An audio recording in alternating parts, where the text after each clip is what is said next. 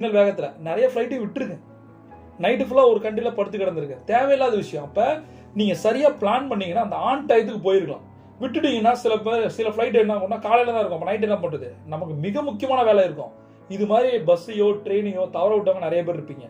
நேரம் போனால் வராது. அதனால முன்னாடி ஒரு 10 நாளைக்கு முன்னாடியே பிளான் பண்ணி கையில எல்லாம் வச்சுக்கிங்க. எல்லா டாக்குமெண்ட்ஸும் கையில் இருக்கணும், பக்கா ப்ரிப்பேர்டாக இருக்கணும். அப்போ தான் ஜெயிக்க முடியும்.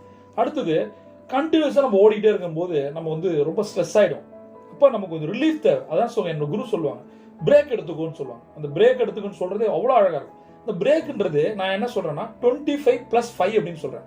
ஒரு டாஸ்க்கை நீங்க எடுக்கும்போது 25 நிமிஷம் ஒர்க் பண்ணணும், 5 நிமிஷம் பிரேக் எடுத்துக்கணும். இதுதான் பொமோடோரோ டெக்னிக்ல நான் சொல்லித்தரேன். ஆல்ரெடி சொல்லியிருக்கேன், லிங்க் இருக்கு, கீழே பாருங்க. அடுத்தது, எல்லா விஷயங்களும் நமக்கு தெரியுமா? தெரியாத விஷயத்தை கத்துக்கிட்டு பண்றது ஓகே, பட் எல்லாமே நம்மளால பண்ண முடியுமா? நம்ம வந்து சூப்பர் ஹியூமனா இல்ல. அப்ப என்ன பண்ணணும், நம்மளால எது முடியாதோ அதை வந்து அவுட் சோர்ஸ் பண்ண கத்துக்கணும், வேற யார்ட்டே கொடுத்துடணும்.